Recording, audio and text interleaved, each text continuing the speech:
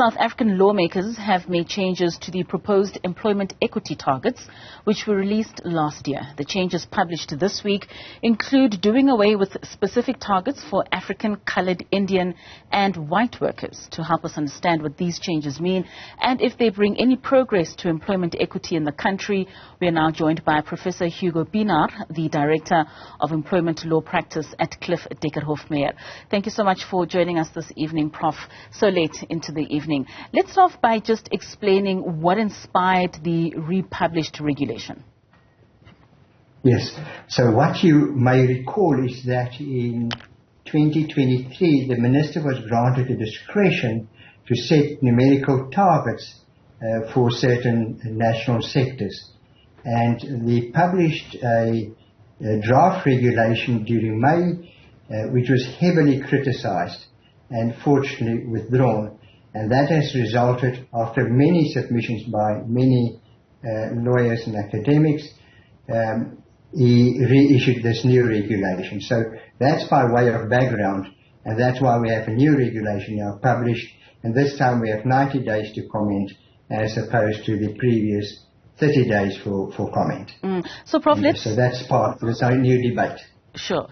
Let's start, Prof, possibly by just unpacking the sector targets and how to interpret and apply them correctly. I mean, in the previous targets, it was stated that top management of a national manufacturing company has to have 35% of Africans, 4% of coloureds and 1% of Indians, which tallies to 40%. But the new target simply says 40% of top management must come from designated groups, which are the groups that I've just mentioned, being the same three, giving the difference now is that the ratio of African, coloured and Indian is not stipulated. What impact would this have, Prof?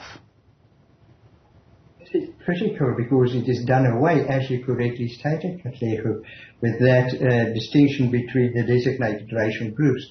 And that is critical. So what you will now have, if I can just take us one step back, is that they will consider these comments, which we're going to submit within the 90 days, and then new regulations will be issued, or maybe an invite for further. What is important, what will happen then is that there will then be an assessment of compliance by employers, and that will be enforced tenaciously, and what we've seen lately in terms of inspectors visiting will have much more of an enforcement. And then the court will ultimately, when there's assessment of compliance, be entitled to impose penalties. So what does that mean for employers? It means that you must prepare your employment equity plans if you're going to court, and you will, inter alia, as part of your assessment of compliance, keep a detailed audit trail of what you've put into place. Because what will happen is, if this is going to be an assessment, the court will consider these compliance and whether there's a reasonable or justifiable non-compliance, and hence that's where we're going. So coming back then to now the employer is faced, there's now different targets, and as you correctly said, there's just simple target set, and per category the difference, no racial discrimination, simply a difference between the categories. And that is male-female in terms of that, and then of course people with disabilities, but no difference between the different racial groups. So that will make it more difficult for employers, because in the previous code, or the previous draft regulation, you had to categorize not only in terms of national stats, but also in terms of provincial stats. So it was much more complicated. This time, simplified in that sense, but also simply, again, the 18 sectors and lower targets generally set, as we've seen before. I looked at the targets briefly, and of course the sectors it starts with from agricultural and all of those, including mining and the like. The lowest one that I could pick up in terms of targets to be achieved within the next 5 years would be 20% male, 15% for females, and that's quite low. And of course the highest, let me just see if my notes, if I could keep that, 50% and 40% respectively male and female in that particular sector, which is a more admin sector. So that is how it will impact. You will have to revisit the new targets once it's regulated, because at the end of the period, this will now be regulated, and you will have to comply in terms of those targets. So you will have your current employment equity plan for those high-skilled employees up to management, and you'll actually have to revise that because it will effectively be substituted by these new targets to be set. Speaking of those low numbers, Prof, and specifically honing into gender, how do these numbers influence the gender parity in the workplace? I mean, you are saying that they are relatively low, especially for females. Are we not going to be making any inroads in getting more females participating, especially in higher levels of top management? If you look at the progress we've made inter alia with regard to females, it's actually sad to see how slow that was. Now, if you compare it internationally, by way of one example, in 1985, they introduced affirmative action legislation in Australia just for females. By the end of the century, 15 years later, and even more recently, they've again looked at those targets. And again, the progress was slow despite that legislation. And that's sadly still an international trend. At the top boardroom levels, we don't see enough females in that category. And we're following the same slow trend in terms of transforming boardrooms and the like. Of course, there is the history that certain categories of employees, and without job profiling or stereotyping, certain categories of employees attract less females than males, and you'll typically see it in the target set. For instance, in the motor repair industry, and there you will have lower targets. Interesting, in the truck industry, I think it's 50 and 40. And we've seen huge progress being made, for instance, in getting female truck drivers in, and people are doing exceptionally good in terms of that. But of course, progress from there on to management, etc., will continue, sadly, to be slow. Prof, you made mention earlier on about the assessment of compliance as well as enforcement. If a company cannot achieve these EE targets, what would be the consequences? And can they appeal to say or state whatever reasons that they can in specifying why they can't reach these targets? Yeah.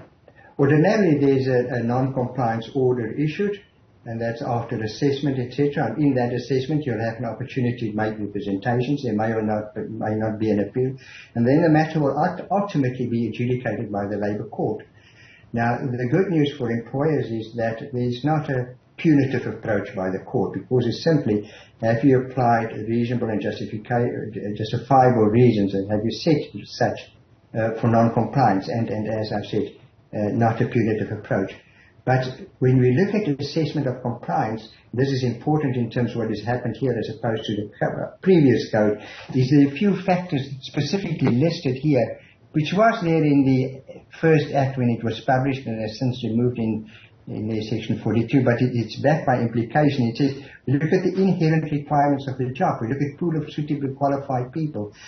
If you don't have female, let's say, black engineers, although as you indicated that the distinction has been drawn, but if you don't have sufficient or enough female black engineers, mechanical or otherwise, then the progress there would be slow.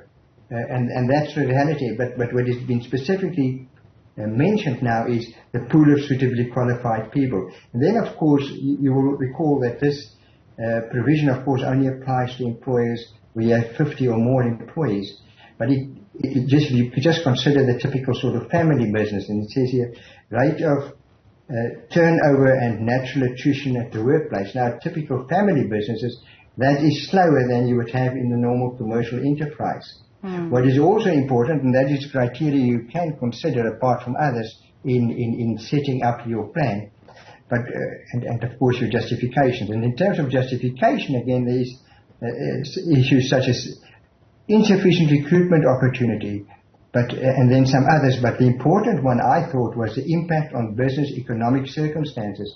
And in terms of what we proposed and submissions we've made, we've previously said employers are often operating on a marginal level.